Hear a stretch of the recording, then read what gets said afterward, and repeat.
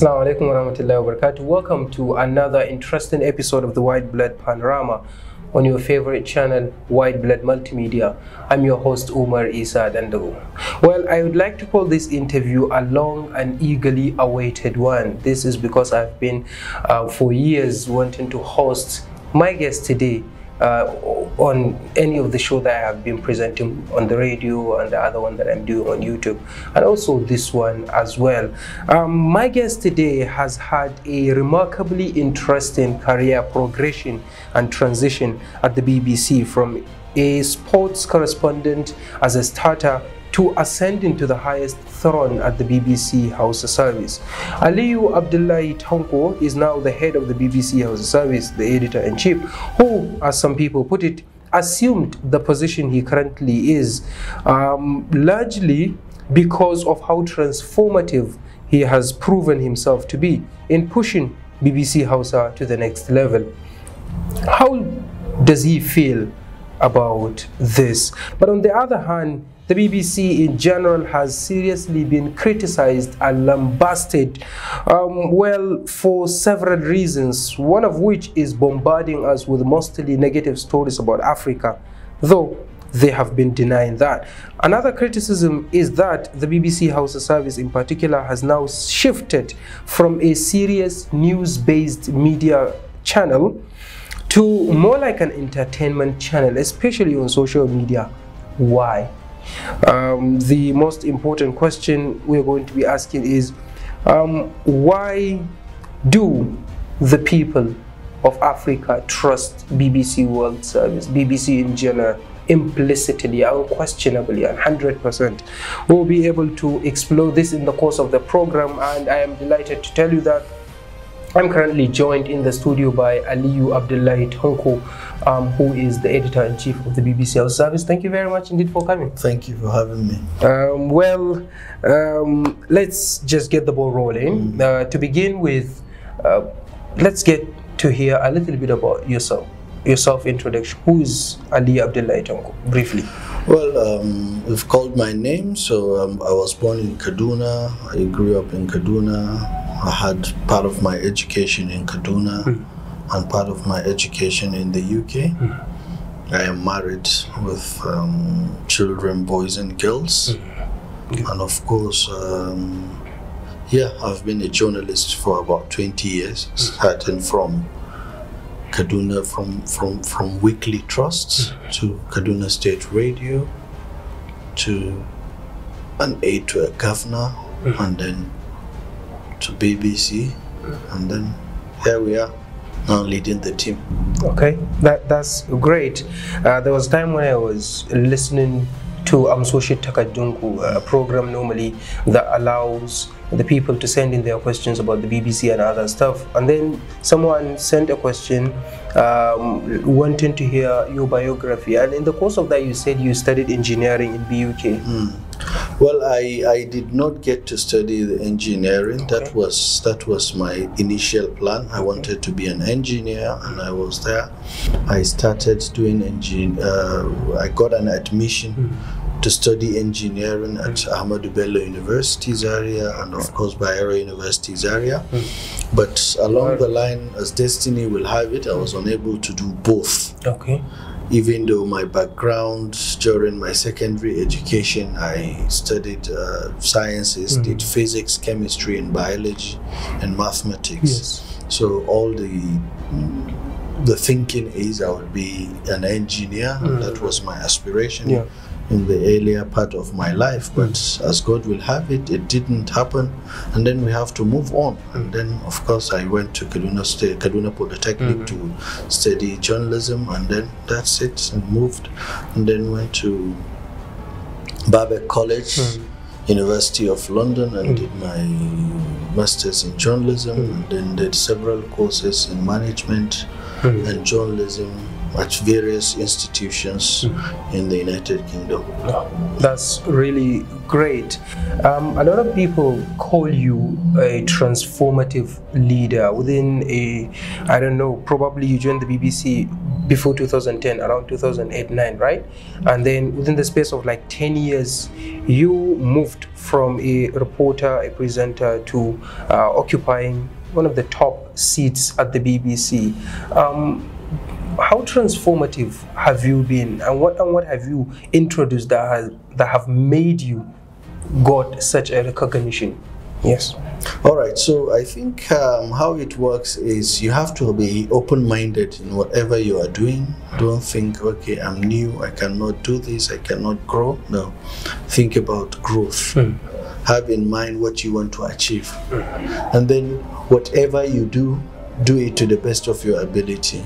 I started as a sports reporter, and I was doing the sport to the best of my ability, and it earned me recognition and support. I went to the 2010 World Cup in South Africa to cover the World Cup for the BBC. So then I was new, but I got the opportunity. Why? Because I have shown interest, I have shown capacity, and then it happened. So my own thing is whatever I want to do, I do it to the best of my ability. When things were shifting, I was made the head or the lead of the website and social media pages, and then I did it head on, like I did the sports. I even forgot I used to do sports because I was just moving to the other direction. And then I gave my all. And then you have to be open-minded in the sense that things are changing, news gathering is changing, the news itself is changing, how people perceive news is changing. Therefore, you have to look at what you need to do and how best you need to do things to ensure that things are done in the best approach and in the best manner. And you have to be hardworking. And finally, you need prayers from your parents, and their blessings will always make you fly. Are you such a toughly serious, bossy person? No, I'm a pragmatic leader. I approach things practically, and I look at things on case-by-case basis. If there is need for me to be tough, I will be tough. If there is need to me to be jovial, I will be jovial. If there is need for me, it's the carrot and stick approach. So, and then it depends on the individual. How do you treat A and B and C? But you have to treat them all fairly. You have to make sure that people are happy with what they are doing. You have to look at people in the best manner. So now let's shift from you being the boss to the media organization you're working with, the BBC.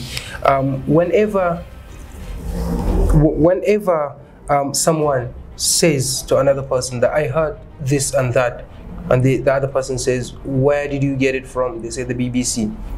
Well, that's the end of the story. They put a full stop and they'll just agree 100%. What gives the BBC such an important and enormous significance? Trust. So we don't retract stories. We don't do stories until we verify them. So only verifiable stories are published. So if you do that over the years, then people will take you serious.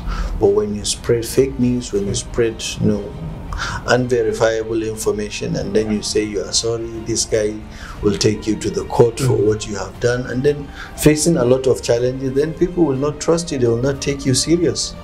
So be consistent, know what you want to do, and be trustworthy. If you are trustworthy, people will follow you.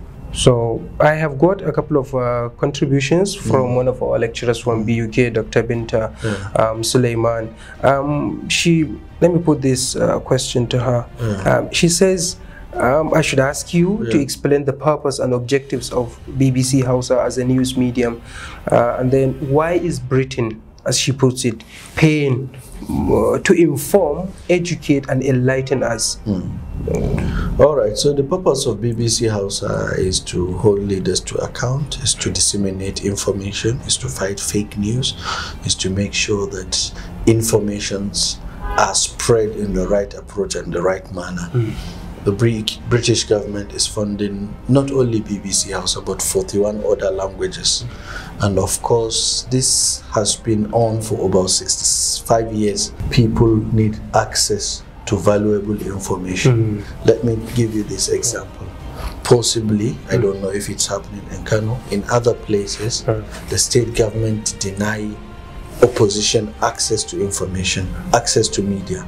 They cannot place adverts, they will not be interviewed. Everything is mouthpiece of the government. So where do they go to?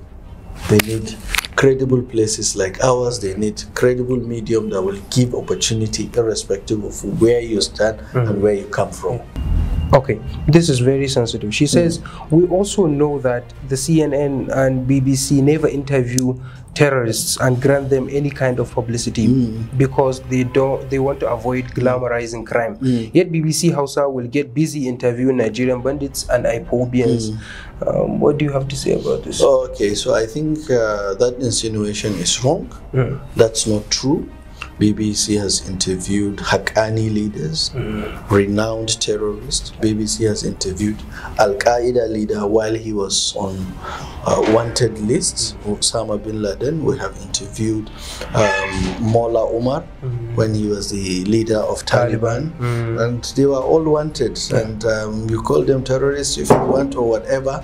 But the case is we don't discriminate. So to say that BBC has not and will not interview terrorists is not true in any part of the world. You understand? I've just given you examples. You can Google, you will find them on YouTube. And in Nigeria, what we did was to interview someone that has not yet been declared as terrorist. And the Zamfara bandits, when we did the interviews, they have not been formally designated as terrorists. And even if they are designated as terrorists, if there are information that will help government take to account and address the insecurity, we are there to support. So that is what we have done, and we have not breached any fundamental broadcast code internationally, and we have not done anything to demean anybody, but to make sure that things are done in the right way. And interview is complex. So when you say you interview a terrorist, BBC will not interview a terrorist threatening the world, saying I will bomb the whole of this area, I will kidnap the whole of the world, I will, you will not do that. But you interview them to ask them the purpose of what they are doing, why they are doing what they are doing, because some people don't even know what the agitations are. You understand? So that is why it's not like you're giving them free platform to unleash mayhem on people. So, but rather ask them, probe them, make them feel guilty for what they are doing. Through your questioning? Through our questioning. And it's wrong to say we have interviewed IPOB. We've never interviewed IPOB. You understand? And we don't intend to at the moment, because obviously there are so many issues around the group, and it's a terrorist organization. So there are things like that. But even the IPOB, when the need arises, we treat things on case-by-case basis. So we are guided by the BBC's editorial policy, and of course whatever we do will be done in such a manner. Okay, whenever you listen to the BBC, whenever you listen to the news, you will hear reports of attacks, kidnappings, famine, violence, all sorts of different atrocities coming out of the continent of Africa. Other people start wondering, is it not like the white guys are using you to expose your continents, to tell the secrets that your continent has while they're busy covering their own issues and crimes? All right, so I think this is a funny question to me. Okay. And by the way, Western lecturer. So no Western country will hide their mismanagement of resources. It doesn't work that way. So if there is a school shooting in the United States, they will not hide it. Okay. CNN will be there, BBC, all the media outfits will be there, and they will cover live. But you understand? Yeah. So to say that they are hiding their own bad part, it's not true. And secondly, you see, you have to hold government to account. So a governor or a minister or a president or a local government chairman will propose a budget of an X amount, and in the budget it will be captured that the street that passed through this your office will be tarred. And after a year it has not been done, and the money has been allocated and even diverted to something else. So exposing that is trying to expose your country, or trying to explore. You are exposing bad governance. You are exposing corruption. You are exposing people that should be arrested. You understand? So there is a bomb blast in an area. So because you don't want the world to know, then you hide it. So how do you feel if it was your brother that was killed? How would you feel? No, you tell me. Definitely somebody feels bad and sad, and and then imagine the whole media, there is a blackout. So that your brother or your father doesn't have that, deserves that. That is, so people don't understand these things. People think, because someone is doing something bad and there is an attack, you hide it. Why do you hide it? And sometimes it's through reporting those things that the military, the police will act. We have reported severally in BBC Hausa and made the Nigerian army to go and rescue people. Chibok girls were abducted, and then you tell the world it has happened, and then other countries say we want to support. You get it? So, and then at the end of the day, the military will swing to action and then rescue people. So you're saying in a sense that you are helping the government? Not helping the government only. We are helping the public. To tell them this is happening.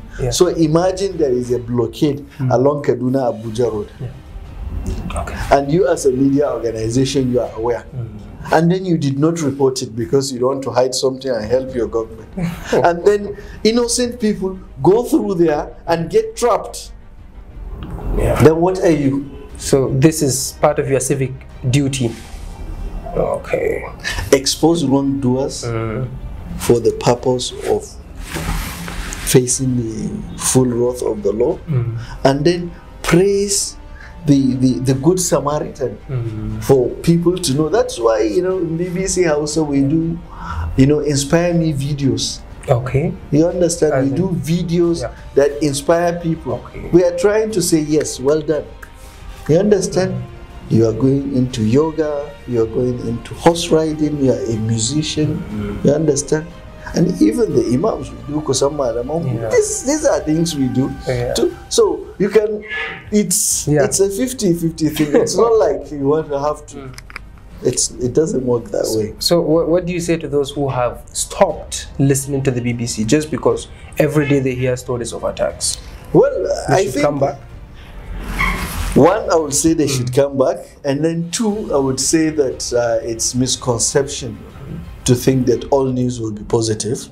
You understand? And some things will make you prepare your mind. There is an attack in Inori, and it's affecting a section of the country. If that is exposed, then you will not travel because you are putting yourself in danger. There is an attack in Kano, and it's affecting people from a certain demography and certain section of the country. And then they will not, so all these things, you have to bring them out. That is why you are the media. You are not a nobody. You are a source of information. And you are the voice of the voiceless, and you are serving. So why should you? So I think whoever feels that they want to hear only positive news, I think the media is not where they should get their news. They should go to an entertainment channel, and then of course look at musicians playing their drums and dancing, or look at watch seasonal movies of so many hours, so that at least you're relaxed. If you want to have the news, then you will have both, and the good and the bad, the positive and the negative. And maybe that's why the BBC has transformed into more like an entertainment. No, we are not on social media. We are not. So people don't understand some things. So how it works is, we are still the conservative BBC.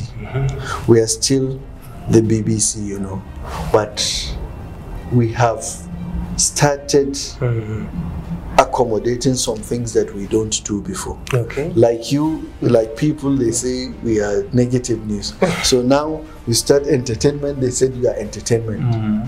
No, I'm just putting the question. Yeah, I understand. The grievances of the people. That's my job here. It's good to do that. Yeah. But you understand the difference. How it works is you have to look at things in a holistic way. Yeah. You understand? So as the imam has a chance, so the musician, so the politician. As the politician has a chance, so the follower. You don't say, you don't. So and then, so if you are not in the middle, then what are you? Where is the fairness? Where is the balance? That leads us to the issue of neutrality, and we are for everyone, irrespective of their age, their color, their religion, their section of the country, their tribe, whatever. Yeah, we are for everyone. Okay. And that's why we have been there, and by the grace of God, we will be there tomorrow. So, two things. We have 30 minutes to finish. Briefly, how significant are such debates that you have been organizing? Okay, so one, it helps for accountability, because obviously you look at things and say, okay, who is doing what and how? And secondly, there are so many undecided voters, they are confused as to who to vote for. Yes, of course. So this is an opportunity for the candidates to sell their manifesto, their ideas. And then through watching them, I think after 2 hours, people will make up their minds and say, we're going for it. Okay, then finally, the coverage of the 2023 election. I can remember in 2019 you had a very long series of coverage from morning till 10 p.m. something like that. Is it going to something similar is going to happen? What about hiring freelance journalists to be reporting and helping your reporters also? Something like that will happen as well. But we haven't finalized things, so I wouldn't want to announce it here. Okay, so like people should get ready that it's going to be bigger than last 2019 election, that I will assure you. So it's just like the debate. You see, this one will be more creative because you learn from what you have done in the past. So we are looking at the gray areas, areas that we didn't get perfectly right, and then, you know, put the finishing touches and make things in the best way and the best manner. Well, finally, what do you have to say about the program here? Well, I think you are doing good. You are doing your best, and I want to commend your resilience. I think you have shown that you are capable of turning something from the mere basic to a higher level. So that's what journalism wants. I wish you all the best, and I hope you prosper and grow and grow and grow until you reach a certain level that is your own self-esteem. Thank you very much indeed, Aliyu Abdullahi Tanko, the head of the BBC Hausa service, for coming on the show. My pleasure. Well, that's the end of the show. On behalf of everyone that has contributed to the production, Zainab Mai'agogo is the CEO and the producer of the program. My name is Umar saying goodbye and see you soon.